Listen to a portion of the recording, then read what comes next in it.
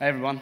So first things first, like Victoria said, there's always a validation point for your own self. My first part was being from East London. Outside, I was having a cigarette. I just got called posh. So that was validation number one. And as is tradition for myself, I like to pretend that there's loads more people in the room than there normally is. So I will just keep you all in there and smile. There you go. Someone's awake. So essentially, thanks for the introduction. As we mentioned, I am from Searchmetrics, but I'm hopefully, as a disclaimer, not going to be trying to talk way too much about the platform and the tool and what it does. There are screenshots of it kind of in and around the data, and what I urge you guys to do is kind of, if obviously you don't have a platform, you don't have Searchmetrics, don't think about just the screenshot and what Searchmetrics is showing, but think about where you might be able to get similar data or how you guys might have access to data of a similar sort on your end. So essentially, like I said, we're going to talk about user-centric search. So like Ben was mentioning, kind of placing that user at the heart of what you're doing. And in my opinion, if you actually do that, it is a strategy that doesn't actually have an expiry date. The slides will be available at a nice, easy link, searchmetrics.com/benchmark. So if you do want to get them afterwards, I'm sure Benchmark might put them up, but if you can't get them, they are going to be there. So really quick introduction into Searchmetrics. We're originally in Berlin, but we have headquarters. That's where our headquarters are, but we have offices out in San Mateo, New York, London, and Paris. And we've been doing kind of software since 2005. Originally, we started off as a consultancy firm, and our founder essentially couldn't find the data he wanted and the tools he wanted, so he built his own. Wish we could all do the same. And then essentially, it kind of developed into lots of people asking him for it and wanting it, and this is where we are now. But essentially, a little introduction to me. So I run the Searchmetrics UK office, so essentially the UK-France region, the day-to-day activities. And I used to work at iProspect down in London, where I was working on quite a lot of their kind of global brands and kind of really just working on the things that they do with their clients. But like I say, getting into this, one thing we find online is that there's a lot of online excess. I mean, if you look at this search on its own, there's about 1.7 million results, but only really 10 of them are going to get traffic. I mean, 10, potentially only 5 of them are going to get traffic. And that's on Google. Now, obviously, that doesn't just apply to Google, because the same thing applies to YouTube. When you put stuff in, there's loads and loads and loads of results. I mean, that's 254,000 results. Maybe the top 4 or 3 or whatever is going to get clicked. So how do you play in a world that is so kind of crowded? I mean, just imagine there was 1.7 million shops on the high street doing very similar things, and you had to decide which one to go into. So the way I'd like to think about it is actually by keeping the user at the heart of everything you're doing. Now, whether that's using data, like Ben said, from your own kind of sources, or whether that's using data from elsewhere, essentially we want to focus on user-centric search. Now, what is user-centered design? I mean, I guess you can all read it there, but essentially, I mean, if I was to put it as a kind of nutshell, it's just about making sure everything you do, you think about the user. You think about exactly what the page looks like, you think about how things are going, but in everything you do, you've got to think, is this benefiting the person that's going to come on to our website?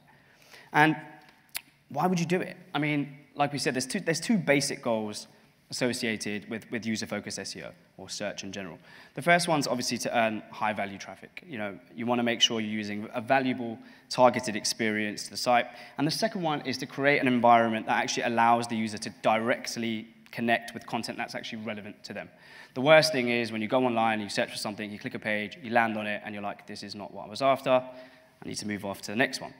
And essentially, once you've done that, you get to a point where actually you've got a high user satisfaction, and obviously that means you're going to be protected from traffic loss, you're hopefully going to be avoiding the ranking drops, the Google penalties, and really you're going to be looking at increased user satisfaction. Now, this is all taking into account that you're going to be doing the things that Omi, Philly, and the guys before were talking about, which is the technical side of your search strategy. So obviously, the way everyone likes to put it is, it's like a house. The foundation's got to be correct before you start painting it and putting stuff inside it. So in the same way, I'm assuming that you guys know that that's kind of in place and you've got to do that. But once you've done that, you have to kind of think about what Google is after. And essentially, Google really just wants to really be real, essentially. They want to be a real boy. If I could put my Pinocchio voice on, I want to be a real boy. That's what they want to do. They want to figure out what you're typing, they want to figure out what you're saying, and essentially direct you to the right spot. And it works. It's kind of the reason we all go, just Google it. You know, when anyone asks you something and they've got a phone in their hand, you're wondering why they're asking you a question when they could just Google it. And Google does that because they actually understand that they want to give the people what they want. Not sure if anyone watches Brooklyn Nine-Nine, but it was cancelled until the people complained over and over and over again online. And eventually they just brought it back. Because if enough people complain, the people higher up listen. And the same thing is the same with Google. They just give the people what they want. And you can see that with everything they've done so far. If you look at everything they were doing when they were focusing on all the updates were there to help them focus on their mission, right? In 2011, you had Panda that worked on kind of punishing poor content and promoting uniqueness. They wanted reliable, trustworthy information. Then you had Penguin in 2012 that was kind of punishing sites doing dodgy link building and all the black hat things. And then you had Hummingbird, which was kind of making sure Google understood what was going on around in the content, understanding what was the context, understanding what you were searching, and tying those two things together. And they've only made that better with RankBrain, Mobile Get-In, quality updates, so on and so forth. So you can tell that Google is trying to focus on that same objective, right? How can we give the people what they want? So one of the things to first note is, if you're going to be user-centric, you've got to remember that people do not have patience. I mean, if you think about yourself, when you click a site on your phone or on the desktop and it spins for almost in normal people time, what would be like 2.5 seconds, you're already sitting there going, damn, this thing is not working, why is it taking so long? And if it takes longer than that, you'll come off of it and find something else, because really we're fickle people. You know, we don't really care where we go unless we have a massive brand loyalty, in which case we'll wait. But users don't want to wait. You know, they want to get to your site, find what they need, and they want to be spoon-fed and led by the hand, essentially. And you know, this reminds me of like my dad's company. He set up this e-commerce company, and the login and the password section was like here on the left-hand, on your side, here on the left-hand side, instead of where it would normally be on the top right, where everyone logs in everywhere. And one thing I asked him was, have you gone on your site yourself? Have you actually used it? Like, have you tried like a normal person to buy something and not like a business owner to buy something? And I think, you know, like kind of what Ben was saying earlier, it's really powerful to use your own domain actually as a customer and think about yourself as a customer instead of always attaching your own strategy, your own kind of job scope to that. Because then once you've got that, you can actually find out that actually things might not be where they should be, and actually this process was really difficult, and that was really hard. And if we can start to work on those things, actually you can try and make things work. I think another thing to remember is that people didn't really come on your site to admire your work, right? They weren't going, this guy has got the best SEO. We might do that, but real customers are not going to do that. They came actually to accomplish what they wanted to accomplish, you know. So really, it reminds me of a phrase here.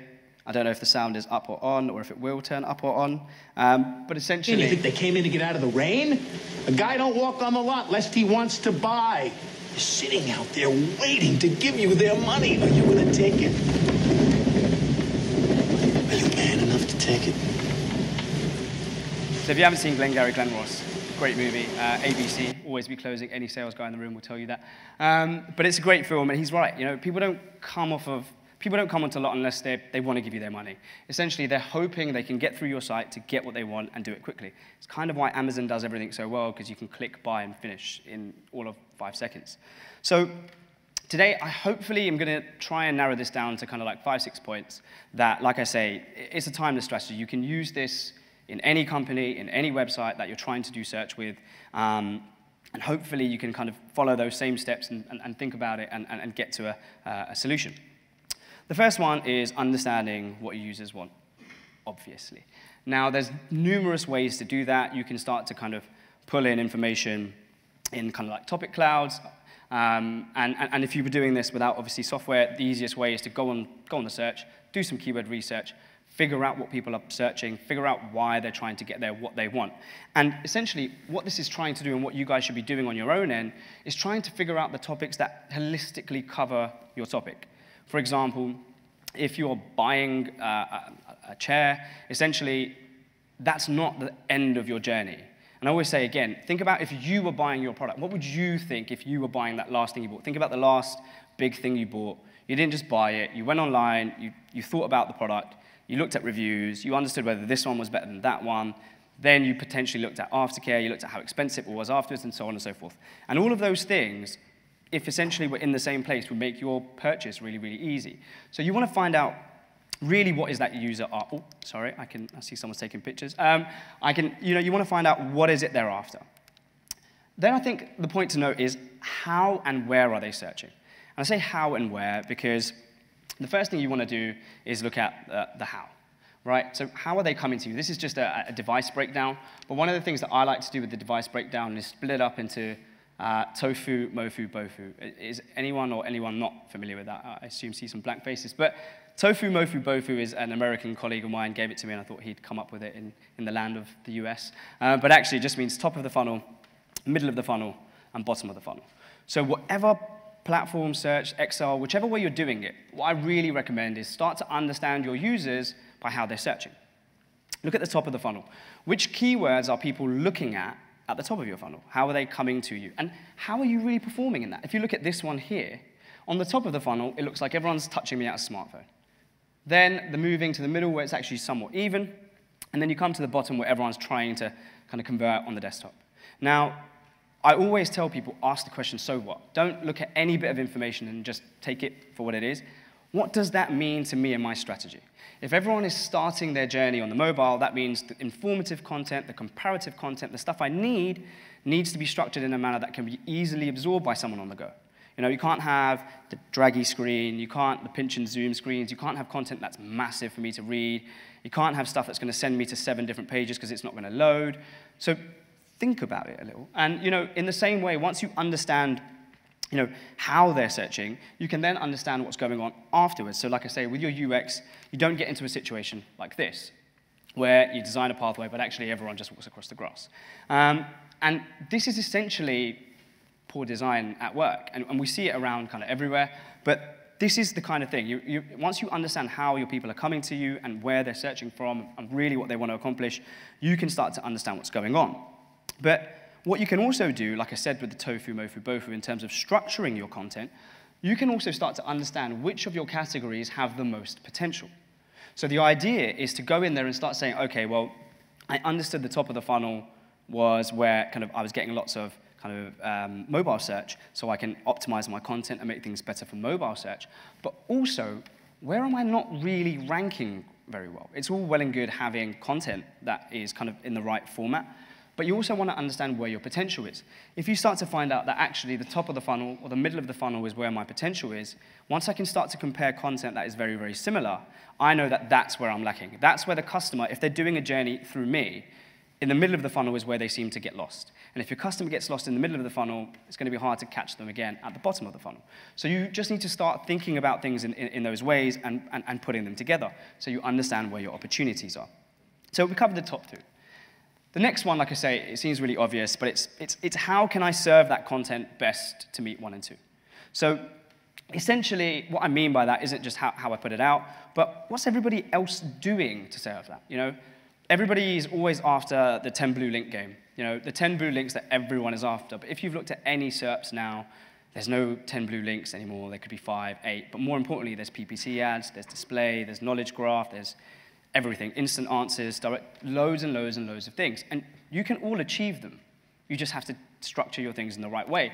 So if you start to understand the way people, this is my dad's site, you can start to see how the total market is using things in his keyword set. So you can do this yourselves, just go through your keyword set, start to look at who's ranking for images, what's showing up. Is there a knowledge answers? Is there instant answers? Is there a knowledge graph? Is there other questions posed? What's really going on, and how are they writing and formatting that content? If you can see that the market, 75% of the market has it, you want to make sure most of your keywords have it too. In the same way, you can start to understand what the competitors are doing. Where is it that they're actually doing more work? Because if that's the case, that my industry, the people that are searching in my industry are used to a particular type of search result and are converting on a particular type of search result, they expect that I am going to give them the same too. So that really covers those bits. This is one of my favorite, and this is genuinely, I think, the be-all and end-all. If you can hit point 4, do it. Google have spent millions and billions in research and development that they've pay little to no tax on. But essentially, they've done it. They've already done the work for you. So why are you going to do it again? Their job was to find out who ranked the best. Their job was to find out what the user meant when they were searching what they were searching. And they've now found that user search and kind of combined it with a result. So you now can look at the results and reverse play that. You understand what Google wants to see to have you ranking because they think that's the best content that the user's going to absorb. So copy and do it better. You know, essentially, make sure you're doing at least as good as they are, and then try and do it a little bit better. And what I mean by that is essentially when you're going in there, find out exactly what's... I looked at a page all about contouring because I thought on stage my light wasn't going to be great and the pictures weren't going to come out lovely. So essentially what you want to try and do is find all of the other people that are competing with you for contouring. Figure out how you compete, figure out how the seasonality looks. Always take that into account. If you know that the seasonality of your content is going to go up in the next 3 months, you need to be working on that now. SEO isn't a 2-day project. It's a 3-month project. Okay, you can get lucky and get things happening in 5 minutes, but it's luck most of the time, or your equity. You want to make sure you're looking at what's going on in the next 3 months, because then you're ready, you've prepped stuff, you're already set for it, you can do all the work, and in 3 months, hopefully you can find that you're actually half the way there, or most of the way there. Find out what's going on, do better, and then start to look at the keywords you share and don't share with the competition. That's another one. Start to understand what keywords they rank for and what keywords you rank for. Everyone has a ranking tool of some sort. Use it on them. Find out which keywords for the same pages they have, because what you need to start thinking about is customers are not customers, or search volume isn't search volume. A search volume is a customer. You know, if you've got 10,000 search volume on a term that you are not ranking for your page, that's 10,000 less people you are not visible for that landing page. And you need to start adding up all of those to figure out where the difference is, where you lack, and like I say, how and where you compete against this page and that page. And once you understand the shared keywords and where you are, this is what I said, the search volume just for this page, these are the unique keywords that are there for a comparative page doing exactly the same thing. It's all about contouring and the steps to do it.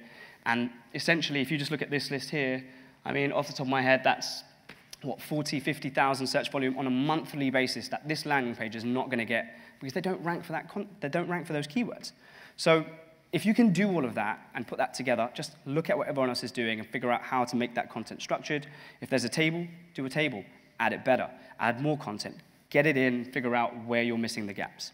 And that should help you. Then the next thing is answering the questions. In a shop, when you go to a shop and you ask him, so I recently bought a watch, and essentially I was asking the guy, is this one with a battery, or is this one that I have to kind of shake, and if I leave it on my desk, is it going to turn off after 2 days? How scratched does it get? What's the aftercare policy? What's the warranty? In a shop, you have people to answer you. Online, your content is your salesperson. Like, think that, remember that, learn that. Your content is the guy who's going to answer those questions. So once you know what the questions are, once you figure out what's going on and what questions are going to be asked, or all of the hows, the wheres, so you can see all of the, I was really into this contouring thing. So you can see exactly what people are asking. And once you know what people are asking, it tells you two things. One, what should be in my content to make it super relevant? Because like I said, if you have it all in one place, that person hasn't got to go far to get it. And you might even answer a question they didn't know they had, which is great. And otherwise, it also tells you what other content to generate separately. Like, these things could be articles, could be content for my blog, all on its own right. So once you know all of these things, that will help you, again, answer that question, and then let your content be the salesperson for your domain. So the last one, when we go there, if we go there, is sell, upsell, cross-sell that content. So what I mean by that is if you look at sites that are, again, if we go back to the store, the guy's job isn't just to sell you the watch. His job, as he tried to do, was to sell me the aftercare and the insurance and everything else around that. We rarely do that very well. I feel like the best site that does it is the Daily Mail, where they're trying to sell you one crappy article and then push you to the next one because they've got you on a hook now and you want to know exactly why she went on her 7th holiday, and all the rest of it. That was a real article from today. So sell, upsell, cross-sell that content. So make sure your content is relevant, but make sure you're figuring out the next bit in the loop. Like, What can they want next? What should you be helping them with next? And when you're doing everything that I'm telling you guys to do today, think like a child. Ask why and so what. The sun hasn't come up yet. All over again. Why? Because the sun comes up later. Why? Well, the Earth goes around, and when it turns a certain amount, the sun shows on the horizon. Why? You get the point. She goes on for a long time. So essentially, once you've got that, ask why, ask so what. So what is the biggest one? Why am I doing this? What is this data showing me? And what does it mean for me and my business? Because content is really only relevant when it provides answers to as many questions as possible and when it deals with the most important aspects of that topic. So, like we said, the best way to serve that content depends on the user intention. And I'll make that clear. When you want to type in pesto ingredients, you're not looking to read an essay about that. You just want to know what's the ingredients for pesto. I'm in the supermarket, I need to know. When you're looking at what time is the Chelsea match, self-confessed supporter, basically you just want to see a time. And nowadays, if you look at it, do a check, type in someone famous's height. There's a website that might rank 3 links down called celebrityheights.com. They're not going to get any more traffic anymore, are they? Because Google is showing that information on the off. But in the same way, if you have that information structured and ready, maybe they'll take it from you. Images. If I've got Halloween costume ideas, I don't really want to see a list of what I should dress as. I want to see what it looks like when I dress as that person. And then videos. Like I said, how to contour like Kim Kardashian. I know I make a lot of fun out of Kim Kardashian because my girlfriend loves the show. But she has got the internet down. I mean, that was where she was born. But realistically, you can see exactly how she dominates it. If you type in how to contour like Kim Kardashian, she owns it. She's got the top, she's got the videos, they've got the images, they've got more videos. She is a SEO queen. She literally has every piece of content in the way it was. To be honest, none of the content is from her, but from other people. But essentially, you can start to see that the user intention is dictating the way we create our content.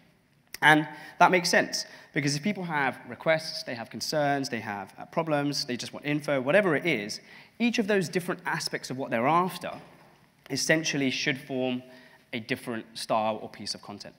If you find that you've got this, but your competitor's got that, you're missing out on a potential video. You're missing out on a potential image. You're missing out on the other stuff that isn't just a ranking. And once you combine all of that together, you can produce content that is fully thorough, that has everything a person could possibly want. Because once you start to understand a topic, for no reason whatsoever I've chosen Indian cuisine, there's no particular reason, but you can see when you break that down, you can start to see the different things that are in that.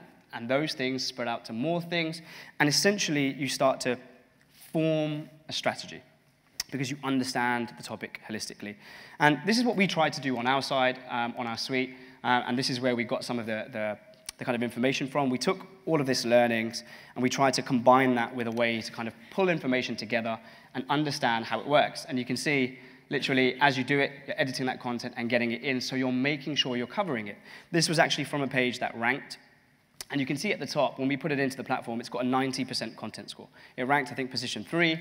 So it validates the fact that actually when the content score shows it's good content, it is good content. And if you do it, and you do follow all those steps, and get that content written in the right manner, it really does pay off. You can see, for example, this is a client of ours, Kitchen. They were doing an article on how to poach an egg. It's a really long page, you can look at it. But they came in position 1. After that, they also got a direct answer for it. And it's not just them, there's loads of them. These are some German clients, companies based in Germany. But basically, it works. If you do it right, it really does work. So really that's that. It's really, really simple, couple of steps. The presentation is going to be online so you can keep those steps and follow them. But I really don't think it's that difficult.